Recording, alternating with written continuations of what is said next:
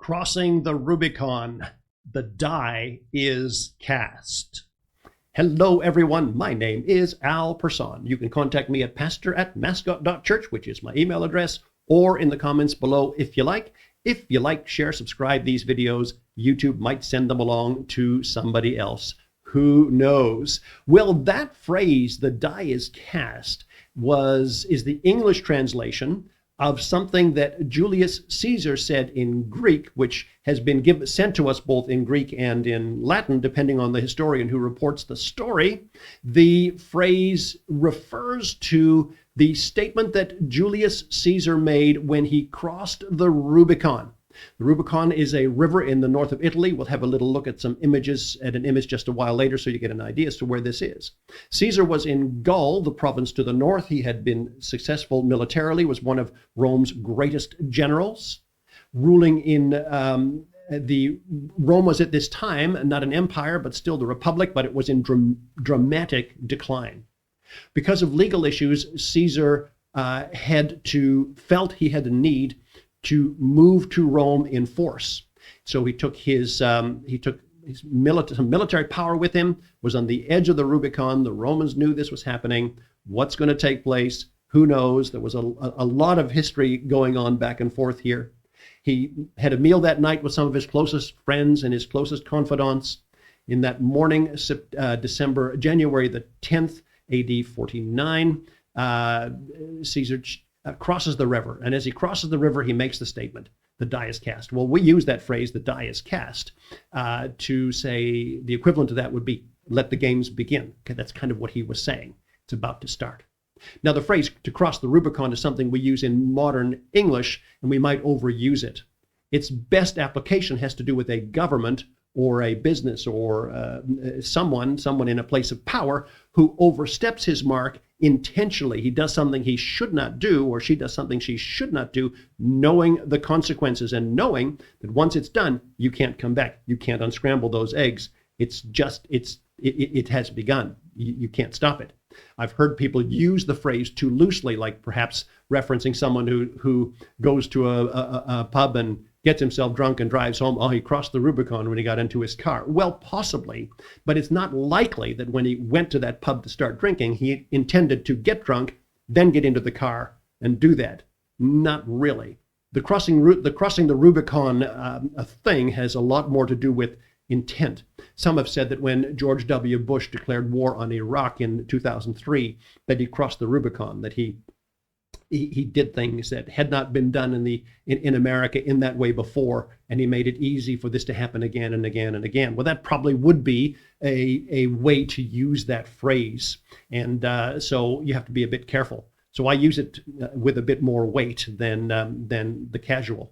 Well, it's a really, really great topic. Now, these scriptures are timed against what happens in Rome and what happens in Israel at the time and so on. And you kind of see, particularly the New Testament, I should say, more than the Old Testament. And that's why it's important to know about these Caesars. And our verse for the day, the one we're really looking at, really depends on or has its roots in the crossing of the Rubicon, which is interesting. So let me see if I can put this up on the screen here. Now, I'm kind of down one keyboard because of some work-related things. So we'll pop this up and do this here. This is Revelation 17, 9-11. I'll read it very quickly. We'll do more detail on it in just a moment. This calls for a mind with wisdom. The 7 heads are 7 mountains on which the woman is seated. There are also 7 kings, 5 of whom have fallen. One is, and the other has not yet come. And when he does come, he must remain only a little while. As for the beast that was and is not, it is an 8th, but belongs to the 7, and it goes to destruction. So that is really, really an interesting passage. But what have people done with this passage over time? One of the things that is most common is that the 7 kings are translated or transposed or interpreted to mean 7 empires, 7 nations. And you will see a list like this. And this list, of course, comes from the Old Testament, these periods. Well, let me just give you the list. They'll say that the kings were, or the nations were, Egypt, Assyria, Babylon, Persia, Greece, and Rome. And of course, the New Testament was written, no matter where you date the writing of the book of Revelation, was written in Roman times. And so now I'm an early date person, but no matter where you date it, it was written in early times. And then, so they'll say those 5 that have fallen were, given to you again, Egypt, because Israel was in bondage to Egypt, then many years later in bondage to Assyria, and then in bondage to Babylon, and then Babylon fell to Persia, and then Persia fell to Greece, and then Rome. So that's kind of that. Well, you get variations on that list.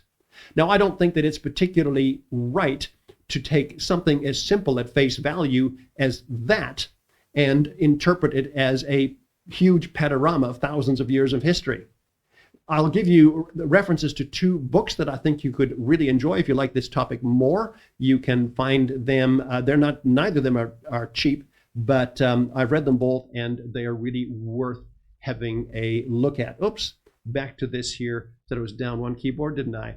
The first one is Before Jerusalem Fell by Gentry. I'll be quoting something from that book as I draw this message to a close here. So it's a really fascinating, a really good read. And the next is Days of Vengeance. Now, if you can get it for $68, you're doing very well. It's a hard book to get, but and there are excerpts from some of these online as well that you can also look at. That's by David Chilton. Now, there are other books along this line and that talk about this as well, but these 2 are, you would say, from the mainstream of Christianity, mainstream theology. Both are accepted in very broad schools of Christian discipline and so on. And that's why I'm pointing you to these 2 rather than some that you would say, oh, well, that's kind of more niche level. And they're amongst the first 2 that I've read many years ago that helped me understand this. Well, the 5 kings. Well, let's have a look at what these 2 writers and many other propose are the 5 kings and make some comments. So we'll go back to our verse for a moment. We'll just highlight that phrase, and we'll note something here. So let's see if I can navigate without getting myself into trouble. And I can. So again, this is the verse we have read, and it talks about the 7 heads or 7 mountains on which the woman is seated. By the way, Rome was always considered the city of 7 mountains. It's a very, very interesting description of ancient Rome. That's biblical Rome. Okay, very fascinating. But get on to our topic here. There are also 7 kings, 5 of whom have fallen. Okay, one is, the other has not yet come. And when he does come, he must remain only a little while. So this last king that's going to appear afterwards is only going to have a short reign.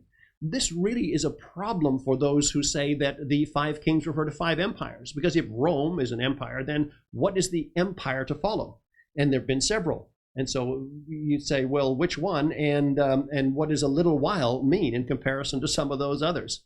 It would be fair to say that we're in the decline of the Great Western Empire, though it hasn't been called that. Historians will probably call it that many years from now. Well, let's have a look at the kings that the 2 books I mentioned, and I personally believe is the most logical explanation for the passage we're looking at. Oh, by the way, did not show you this. This is the Rubicon River in the north of Italy. So you can see that the Rubicon River borders Gaul in the north and then Rome in the south. This is the river that Caesar was not supposed to cross. It was a crime to cross it, yet he did. When he crossed it, he said, the die is cast. Let the games begin. Okay, so we got a sense of the Rubicon. Let's have a look at these 7 kings here, and or the 5 of those kings that have fallen. And as we do, I think you'll see the strength of my argument. Now, you may not agree with me, but this might help you to draw a line in the sand and sort of understand some things. My computer is still recording. That's why I always look over there, because what if it's quit? And I'd have to restart, which I've had to do a couple of times. All right, so let's put the slide back on, and then we'll show you those 7 kings and make some comments about them. Okay, this is our text for the day. We're looking at 7 kings, 5 of whom have fallen. So when the writer is writing, 5 have fallen. This is a very, very interesting dating tool to help us date the writing of the book of Revelation. Now, if we look at Julius Caesar being the first, he was the first with that name, not often considered the first emperor, but he did rule, and so there's a bit of conflict there. Caesar Augustus was next, and he was the Caesar at the birth of Christ. Okay, that was Caesar Augustus. Following him, we have Tiberius. And again, they have long names and they have family names as well, but I've underlined the name we know and understand, Tiberius Caesar Augustus. And he was the Caesar who was in power at the crucifixion. And listen to the statement here. They cried out, away with him, crucify him. Pilate said to them, shall I crucify your king? The chief priests answered, we have no king but Caesar. So they were directly referring to Tiberius at the time. Following then, you had Caligula, and the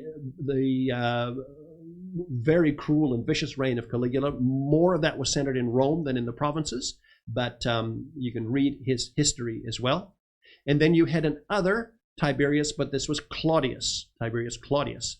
Now, he's also referenced, and it's interesting how they're referenced by the Bible. Let me read Acts 17:7 down here.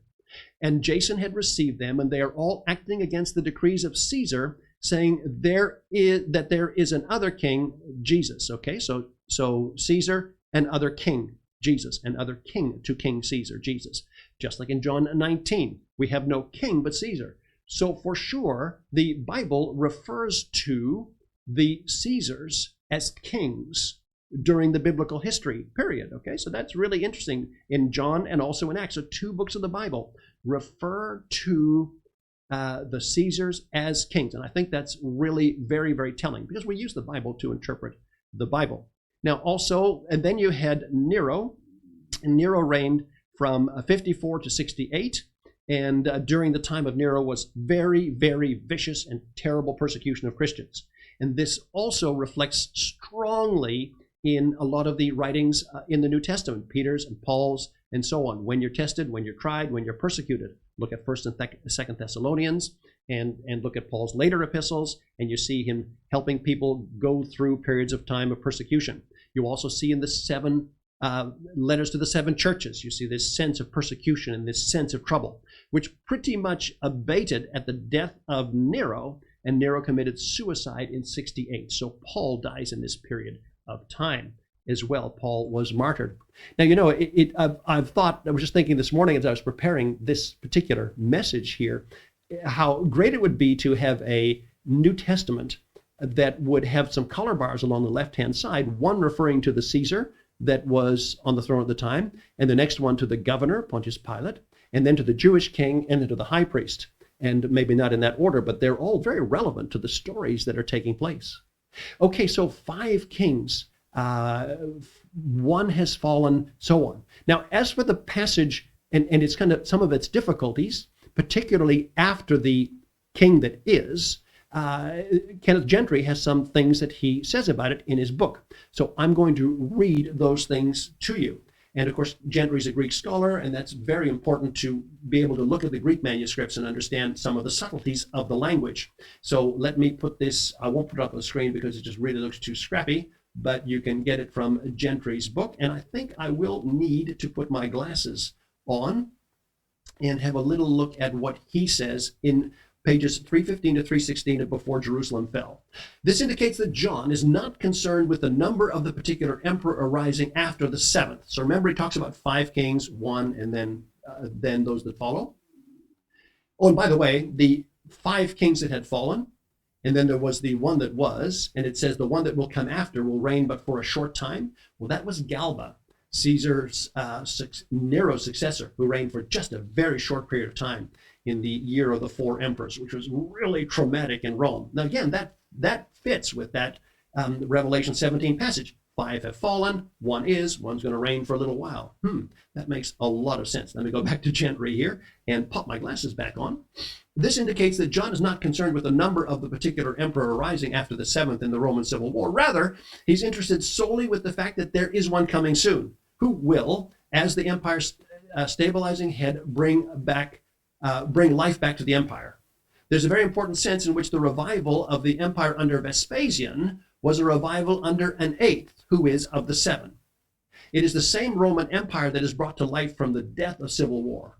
John's concern is particularly with the contemporaneous events, where the Roman Civil War that occurred within the compass of the reign of the 7 kings. The fact that this revival is of an 8th, however, indicates the rapid recovery of the beast. That recovery will come shortly after the demise of the original seven. So what he's saying is that the language referring to the eighth in this passage of Revelation 17 is different. It doesn't talk about the, but an eighth.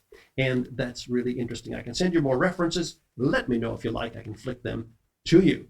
All right, let's wrap this up here. Let's just package this. If it is true that the book of Revelation was written in the days of Nero, and I believe that it is true, it was written before the fall of Jerusalem. It was anticipating the fall of Jerusalem and not the end of world history.